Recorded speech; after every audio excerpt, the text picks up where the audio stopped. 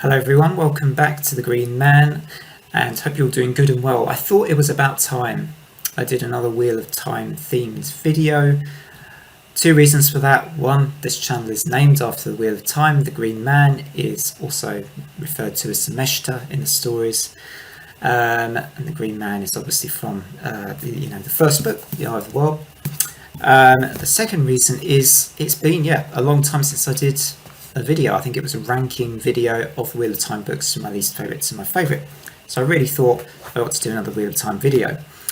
And this is going to be themed specifically on the upcoming Amazon Prime Video TV series adaptation of these books. The showrunner is Rafe Judkins.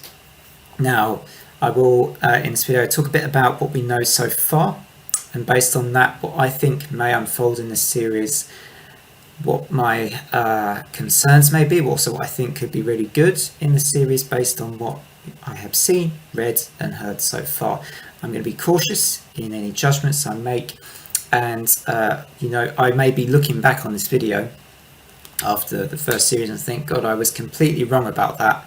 But then again, I might also look back on it and think, oh yeah, I was onto something there. So it will just be interesting to see how this video ages after the Amazon TV series has aired. Anyway, so what we know so far about this series, and we know the casting choices. And that is one area in and of itself which is very interesting. We also know episode titles. I think there could be 8 episodes, but I've got here 6 episode titles which I'm aware of, which are also interesting because they kind of indicate perhaps where they're taking the story in its early phase in the first season of the TV show, and also which books may be covered by those episodes, because a couple of the episode titles also mirror the chapter headings within the books. So that is an indication of what we may see to come.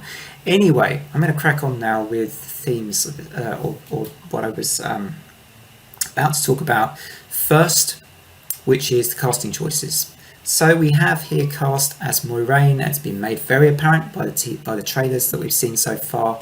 We have Rosamund Pike cast as Moiraine, and I think this is an inspired casting choice. I think she's a really good actress. She seems to have a mature approach to her acting. She's been in lots of different things now, spending quite a long acting career. I think she's a great choice for Moiraine. I can even picture her as Moiraine in my mind's eye. And funnily enough, strangely, almost spookily, when I was reading the series, the Moiraine I was thinking of probably didn't look too far unlike Rosamund Pike might have looked as Moiraine. I know it's easy for me to say now, but she does kind of fit a Moiraine image in my own mind. So that's all really promising.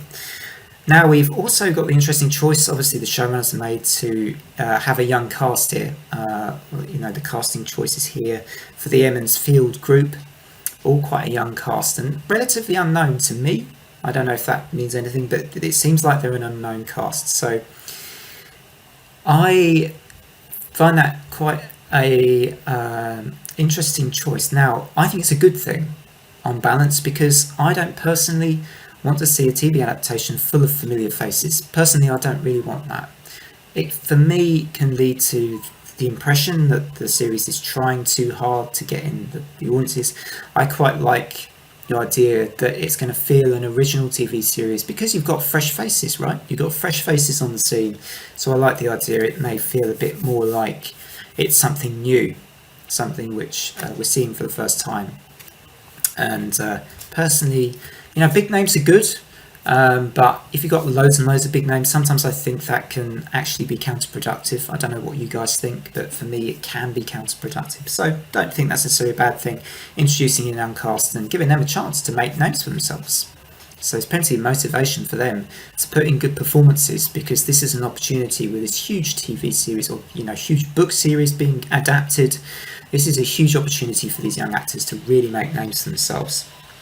Now, we've also got Michael McElhatton, who was Roose Bolton, of course, in Game of Thrones, and he is going to be Tam al'Thor. I think, again, that's a pretty good casting choice. Can totally picture him as Tam al'Thor. Hopefully a bit less evil than in his manner than or sly than Roose Bolton was. We shall wait and see how he portrays Tam. And now I'm going to move on from these casting choices. Now, something I want to mention, which kind of ties in with what I'm going to say about the episode headings a bit, is that there do seem to be a few key characters missing from the cast. And from everything I've looked at online, I cannot find these characters listed in the casting choices here. And that for me is perhaps one of my first slight concerns, because we don't seem to have Elaine, Queen Morghese, Gawyn was Elaine's brother. We also don't seem to have Elada, right, in this TV series so far. Now, that may not seem like it's much of a thing. Obviously, they will weave the story slightly differently, it seems. They will have the characters, perhaps the Emond's Field may not come across these characters. The Emond's Field 5 or Rand may not come across these characters quite as we would be expecting if it was to be a perfectly faithful adaptation of the first season of the first book of the series. So those characters have been left out. Now, for me, that's not necessarily a problem, but it does mean for the big moments from the books, they may not be there, or they're going to be slightly different, or we're just going to see these characters later on. So I'm not quite sure what's happening with those characters and how they're going to be introduced to the story. Now, that is obviously something which I'm sure has been thought about by presumably the people making the series know an awful lot about the Wheel of Time, from what I can tell. Rev Jackin certainly does. So that must be a choice made on purpose that those characters aren't featuring. But it's just a minor concern of mine that, okay, how else are they going to be brought into this story then? And next, I'm going to talk about the episode titles. So we have Leave Taking, which is episode 1. Episode 2, I've got Shadows Waiting, which is chapter 19 of The Eye of the World. Then we have A Place of Safety, which is chapter 9 of The Eye of the World. Then we have The Dragon Reborn as episode 4. Episode 5 is titled Blood Calls Blood, which is chapter 7 of The Great Hunt, and then the final episode of the series, not the final episode, sorry, episode 6 is Flame of Tar Valon, which is chapter 1 of The Great Hunt. So we seem to have, the TV series seems to be broadly taking from the source material of the first 2 books here. It may be taking from later books for all I know, but just going by the episode titles alone, that would be my guess, right? That's just an educated guess. I'm not saying it's definitely what's going to happen, but I think the first 2 books will probably be getting the coverage from this first season. And of course, it seems there are 8 episodes, so I've missed 2 out. I don't know what those titled. Let me know in the comments if you know the titles of episode 7 and episode 8 from the first season. So I am guessing that, judging from these episode headings, that the majority of the series will be The Eye of the World, as they're not featuring some of these characters that I think we're introduced to in Kemlin, like Elaine, like Queen Morghese, like Elada. Is the journey of Rand, are some of these aspects of the story going to be shortened? Therefore, we're going to be introduced to something entirely new that's not actually in the books, is another possibility. All sorts of things that could evolve in this first season that are slightly different from the books, I think. That bit of room has been given.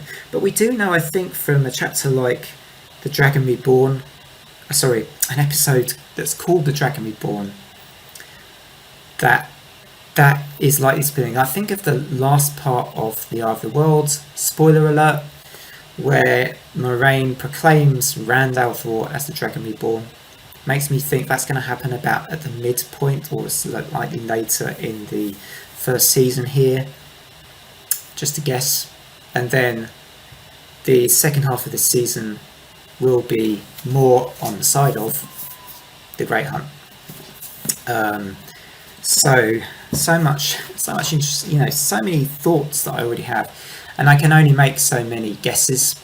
Eventually, it's obviously down to the showrunners how they want to do this. I appreciate very, very difficult to adapt such a great series, a very detailed series as well, with so many characters, so many great moments, so many developments in the plots. Understandably, some stuff will have to be cut out. I think that's inevitable. But yeah, you just kind of hope that the parts that are cut out are not the really, or don't end up meaning that great moments later on are left out as well. So anyway, that's my thoughts on the Amazon TV series, which is to come in 3 months' time, November, on Amazon Prime Video. Be interested to know what you're thinking about this upcoming TV series. Do you think it will meet expectations? Do you think it will exceed them, or do you think it'll actually fall below expectations? As ever, do feel free to like and subscribe to this channel. I cover things on fantasy, sci-fi, horror, but broadly this channel is very much a music channel, so I do lots of album reviews and ranking lists. Anyway, hope you enjoyed the video, and enjoy what's left of your evenings as always. Bye.